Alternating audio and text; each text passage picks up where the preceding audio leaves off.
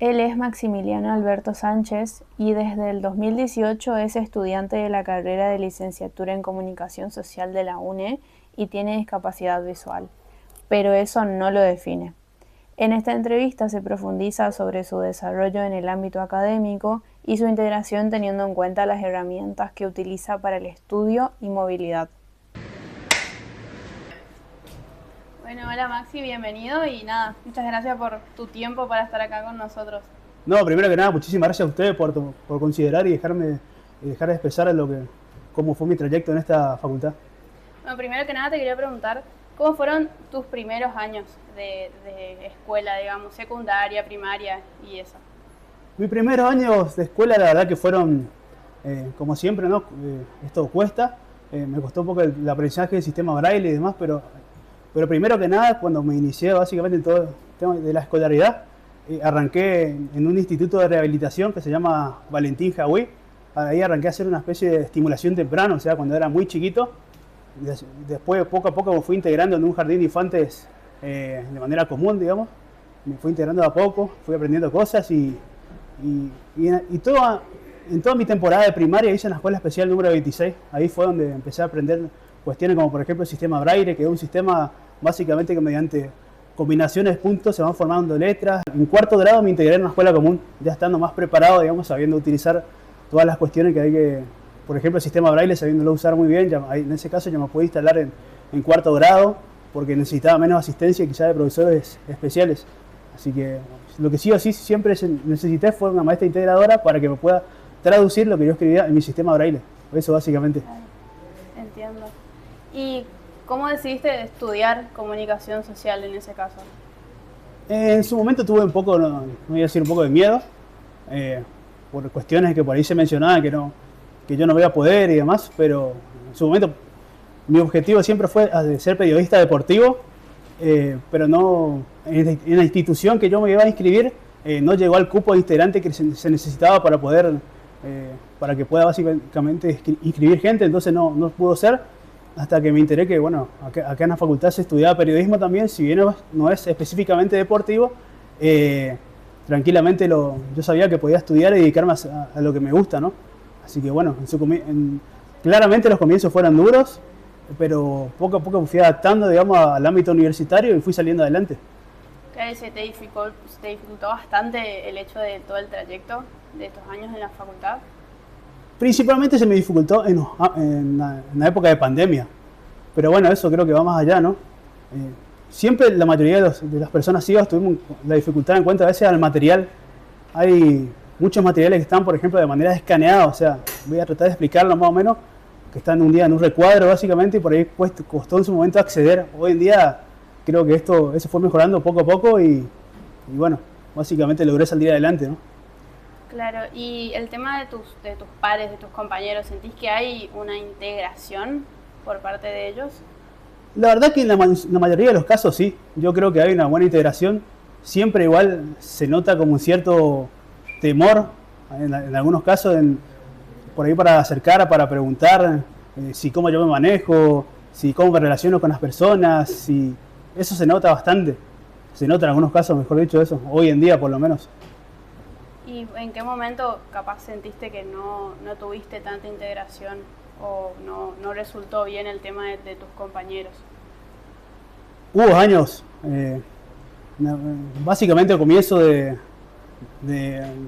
año pasado, en su momento yo no conseguía grupo, por ejemplo, porque yo tuve el grupo previamente, antes de la pandemia, y después como que me costó integrarme un poco más, porque no conocía realmente a nadie, entonces es como que tampoco nadie sabía cómo acercarse a mí, a su vez yo me quería acercar y por ahí no sabía cómo, era toda una complicación, pero poco a poco eso fue mejorando.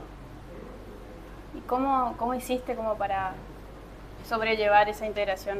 ¿O solo se fue llevando de las dos partes nomás se dio esa integración? Yo creo que gracias a algunos profesores también que fueron hablando un poco con los chicos, me acuerdo el año pasado, algunos intervinieron. Hay una compañera mía que es ciega y que es profesora, y gracias a ella que se puso a hablar sobre el tema de discapacidad, también yo creo que mejoró bastante el tema de la integración hacia nosotros, así que, o hacia mi persona principalmente, por los demás no puedo hablar, pero yo creo que en mi caso mejoró bastante todo. Claro, entiendo. Y en el sentido ese de la discapacidad visual, ¿qué herramientas usaste vos para estudiar, digamos, con el paso de la facultad? Yo lo que principalmente hago en la facultad es, primero que nada, grabar las clases. Eso es lo principal que hago, porque si yo tengo que llegar, por ejemplo, a la máquina de escribir mía, la forma en la que tenemos de escribir nosotros básicamente es una manera en que básicamente se gasta mucha hoja, porque se escribe una línea generalmente debajo de la otra, porque uno cuando va escribiendo va ocupando el ancho de toda la hoja y nos queda básicamente más opción que bajar el renglón, y las hojas en su momento siempre, todos sabemos la dificultad económica que hubo siempre en el país, salían caras. Eso por un lado. Otro, el traslado de la máquina de escribir, que también es bastante pesada y iba a ser un poco inviable traer, digamos, la máquina. Iba a ser más complicado. Entonces, para mí fue mejor grabar las clases siempre. Y aparte más cómodo, porque tengo mejor memoria auditiva. Claro, excelente. Y en ese caso, entonces, ¿cuál de las materias de la carrera fue la que vos dijiste, no, no se puede, o se te resultó más complejo de aprender o de entender con tu sistema? Y en las materias, bueno, como tengo unas cuentas, principalmente en su momento fue Informática 1, me costó bastante.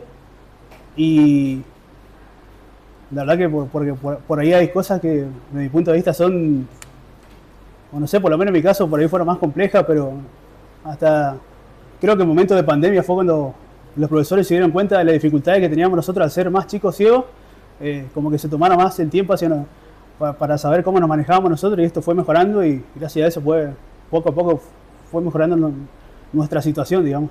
Sí, y desde tu experiencia vos, ¿qué herramientas sumarías a la cátedra, o qué herramientas le recomendarías a los profesores que empiecen a utilizar quizás?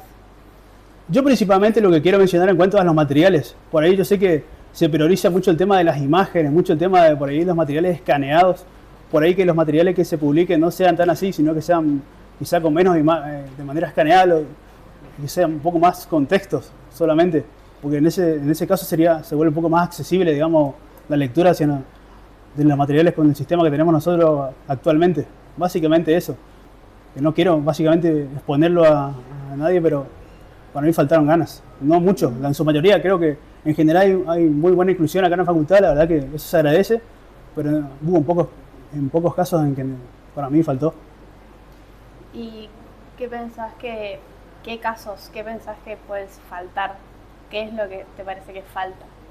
En su momento, no quiero básicamente mandar al frente a nadie acá, pero faltó ganas. En algunos casos noté que estuvieron muy cortantes. Yo me acerqué a preguntar, por ejemplo, en una época que yo no tenía grupo en una materia, yo me quería incluir realmente, y me acerqué al profesor para plantearle la complicación que tenía, si no había algún grupo libre, digamos, alguna persona libre, y es como que esta persona fue bastante cortante hacia mí y me habló, pero muy por arriba, sin realmente, yo no noté ninguna preocupación profunda como en otros casos, sí, como en la mayoría de los casos, mejor dicho.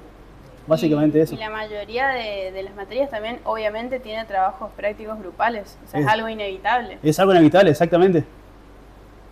Entiendo. Y bueno, sacando un poco el tema de la pedagogía, te quiero preguntar cómo haces con el tema del transporte hacia la facultad, cómo te movilizás para venir hasta acá. Y yo generalmente, en mi caso particular, me manejo bastante con Uber, o si no, siempre tengo, gracias a Dios, familiares que me acompañan, que en estos casos particulares eso es fundamental también. Si no tenés mucha movilidad, es fundamental en todos los ámbitos, independientemente de la movilidad, para que las personas con discapacidad avancen. El apoyo de la familia es indispensable, ¿no? Claramente, porque si no se complica mucho. ¿Y cuál consideras que es el mayor desafío de la inclusión en la educación? Para mí uno de los mayores desafíos básicamente es quizá difundir más la idea, digamos, del tema de la discapacidad, que no es un fenómeno, no somos anormales, no somos ningunos, hablando mal y pronto, los extraterrestres, sino somos personas comunes y corrientes como todo el mundo, y que podemos desarrollarnos en nuestra carrera como todo el mundo, con diferencias claramente, pero se puede salir adelante. Difundir más esa idea, porque por ahí, como mencioné primero, se nota, digamos, que hay un grupo de personas que por ahí es como que tienen miedo de todo esto. Es mejor acercarse a las personas con discapacidad, preguntar cómo se manejan, preguntar sin ningún tipo de miedo, porque somos en líneas generales personas que no tenemos ningún problema con los que nos pregunten, y además somos personas normales. Creo que el silencio y el miedo termina afectando mucho más que cuando se acercan y preguntan realmente. Eso es bien recibido, digamos, básicamente. El silencio termina siendo mucho más discriminativo. Que bueno, desde el punto de vista faltaría eso para que esto sea mucho más inclusivo de lo que es. Yo lo que quisiera saber es qué consejo o qué le dirías a otra persona con discapacidad visual que quiera estudiar esta carrera particular, que bueno, es mucho leer y no tanto la práctica. No se dejen llegar por las malas lenguas que dicen que en general no se puede, que no van a poder, que hay trabas, que hay complicaciones. Yo creo que si uno pelea por sus derechos realmente puede salir adelante. Basta con perseverar y luchar por lo que uno quiere, realmente. Muchísimas gracias por el tiempo, Maxi. No, muchísimas gracias a ustedes por dejarme expresarme.